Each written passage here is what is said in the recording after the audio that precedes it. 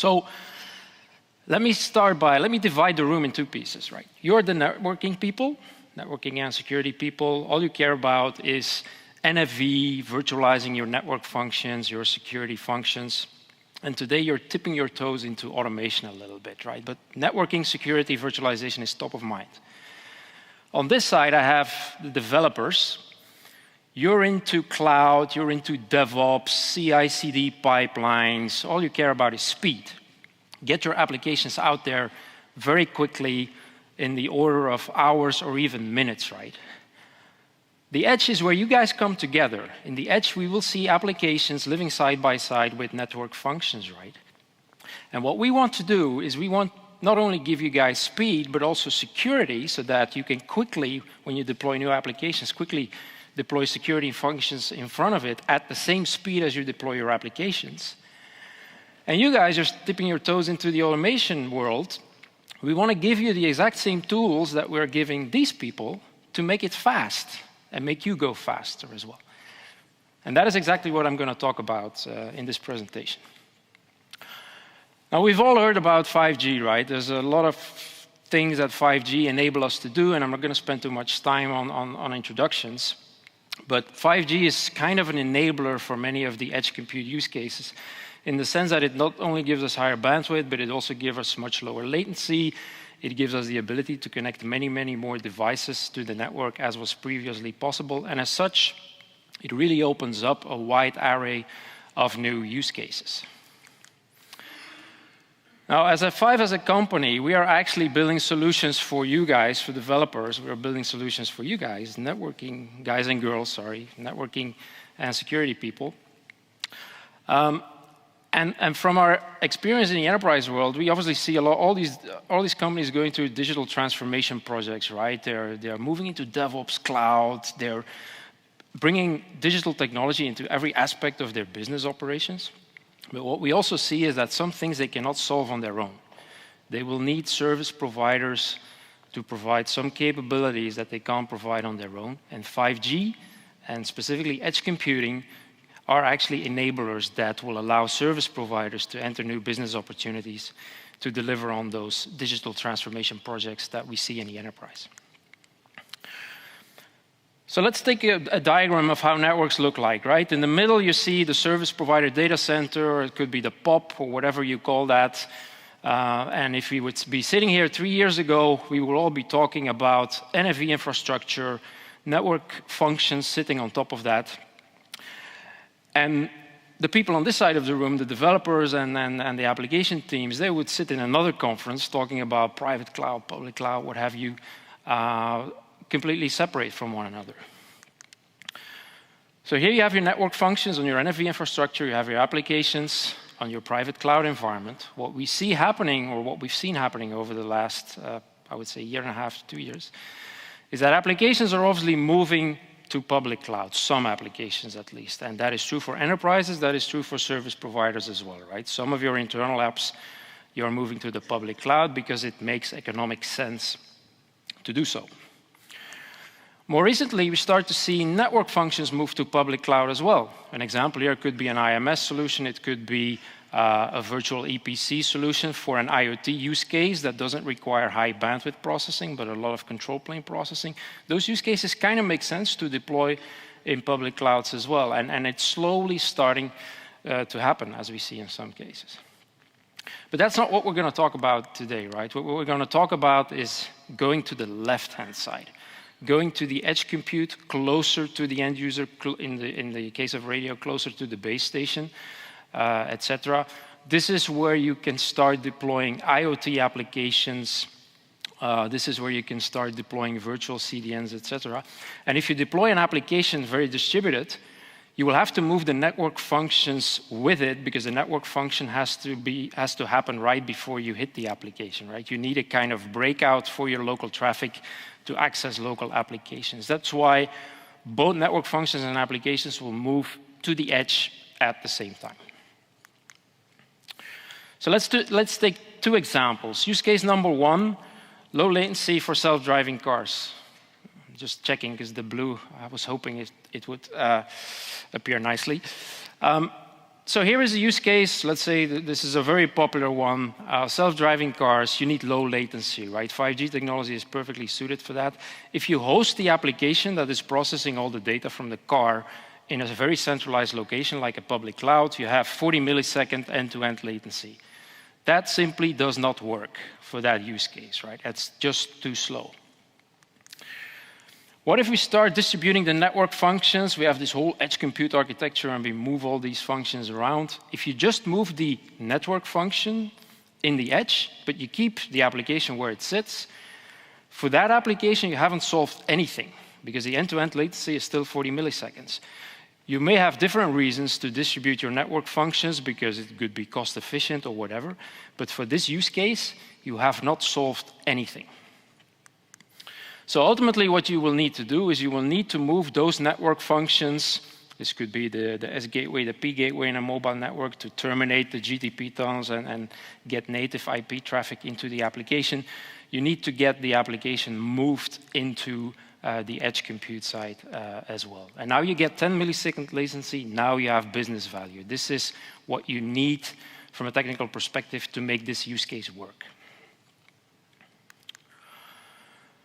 Let's take another one.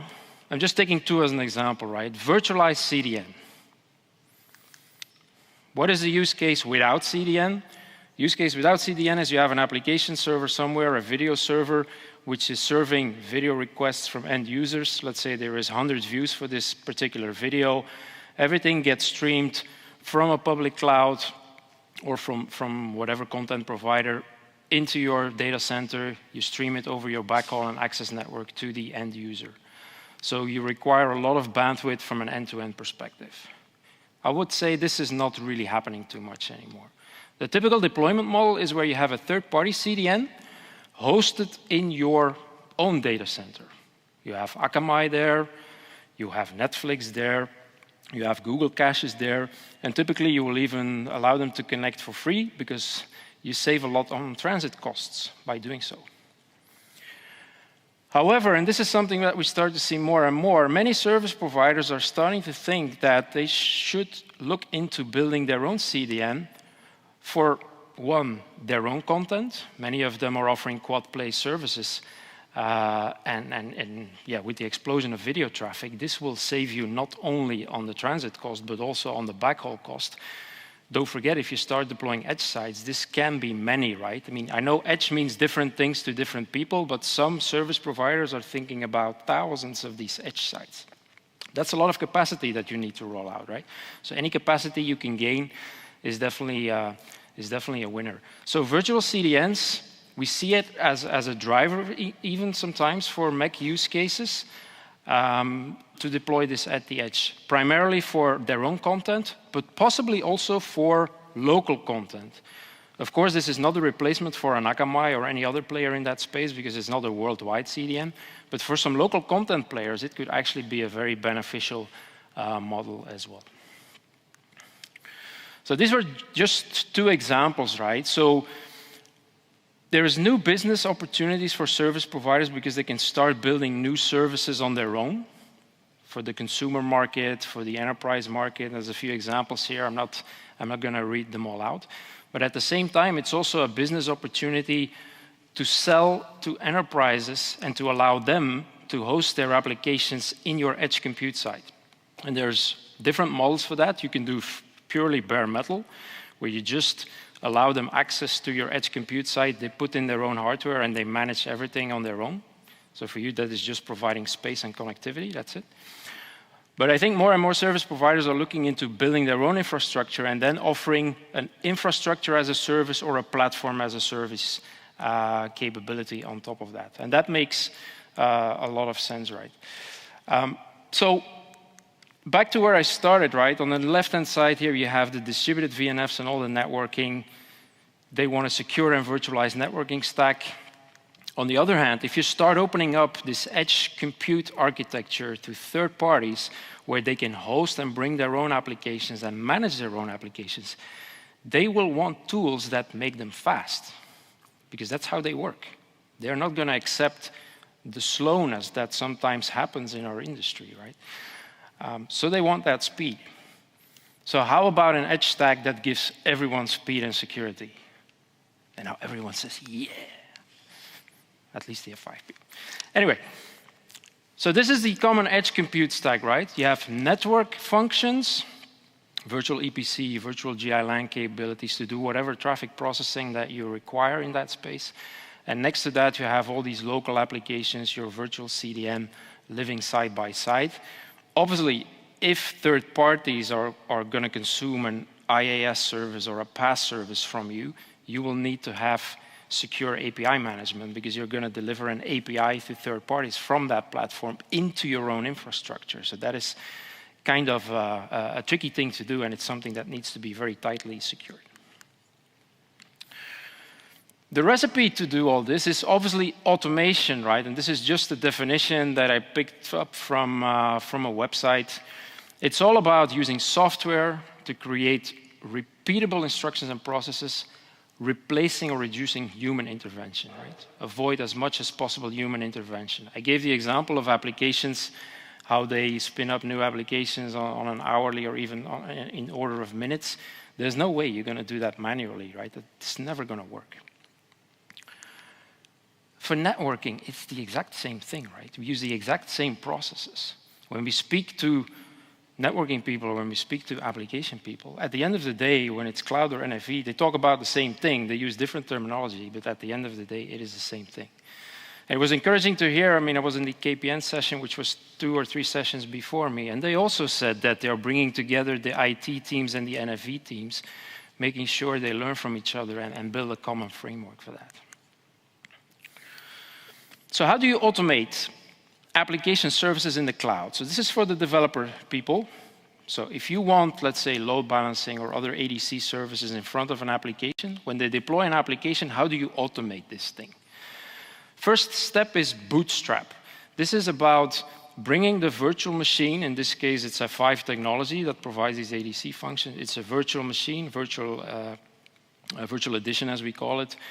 You load it into your cloud of choice. This could be public cloud, private cloud, doesn't matter.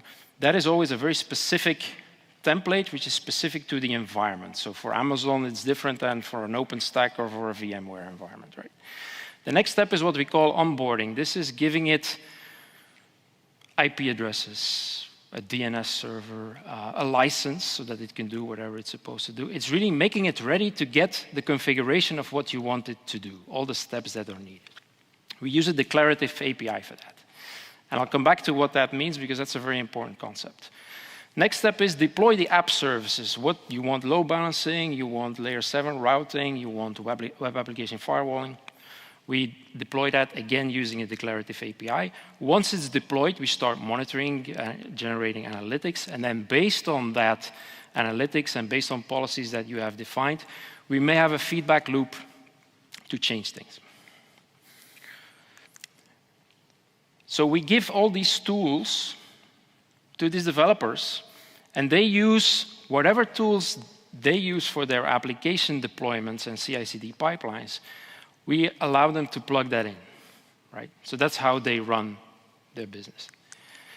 If you now go to NFV, it's the exact same thing. You deploy the VE, you onboard it. You don't deploy a load balancing service or a WAF service. No, you deploy a TCP optimization, a carrier-grade NAT, a GI firewall, a DNS service, whatever it is. Then we get analytics. And again, based on the analytics and the performance monitoring that we do, we might have to automatically scale out, scale in, and we have that feedback loop again. Exact same process. Are they using tools like Jenkins and Spinnaker and Terraform and what have you? No, they use VNF Manager typically for that. The VNF Manager is actually packaging these things in a product that most of the vendors sell. Now, some of them do use things like Ansible, etc., so not everybody using VNF Manager. So there is a bit of variation there in the industry. But you can see that conceptually, we're doing the exact same thing here. So, and that brings me to what we would call a unified automation framework, right? Where regardless of whether you have application services for your application, network functions for your NFV environment, you use the exact same methodology and the exact same tools and APIs to deliver these capabilities in a secure, and a fast way. Let me go back to declarative versus imperative, and I apologize for becoming a little bit technical, but it's a very important concept for automation. An imperative API is what most vendors have, which is API calls to configure a service step by step. You tell the system how to configure a service. Take a firewall as an example. A firewall, you first create address lists, then these address lists, you use them in firewall rules. Then these firewall rules, you group them together into a firewall policy, and then you assign a firewall policy to an interface or whatever it is. These are different steps, different REST API calls that you need to go through in a specific sequence, otherwise it fails, in order to configure a service. If you bring that into an automation tool, it means that your automation tool needs to have the knowledge of how that service is built. It needs to know what to do when you fail somewhere halfway doing that configuration. There's a lot of complexity to program into your automation. Complexity means cost. A declarative API, on the other hand, it tells the system what you want. It tells the system what is the desired end state. So with one single, in this case, usually it's a JSON file, you give all the parameters of what you need the service to look like. You give it to the system with one single REST API command, and the outcome is either it succeeded and you have deployed the service, or it has failed completely, but then nothing has been done on the system. This means that you don't need any intelligence at all in your automation systems. That intelligence stays within the systems that you're configuring, and that is really critical to bring the cost down of automation, because automation always looks very nice on paper and you can do wonderful things with it, but it's a very costly process with imperative APIs. So you define the desired end state, and it is really imperative, that's a bit funny word here, to make automation cost efficient. So how does this final picture look like then? So now we started with edge, but what I'm just explained really spans across the board, and some people call it a distributed telco cloud, and it goes from your central data center all the way into your far edge.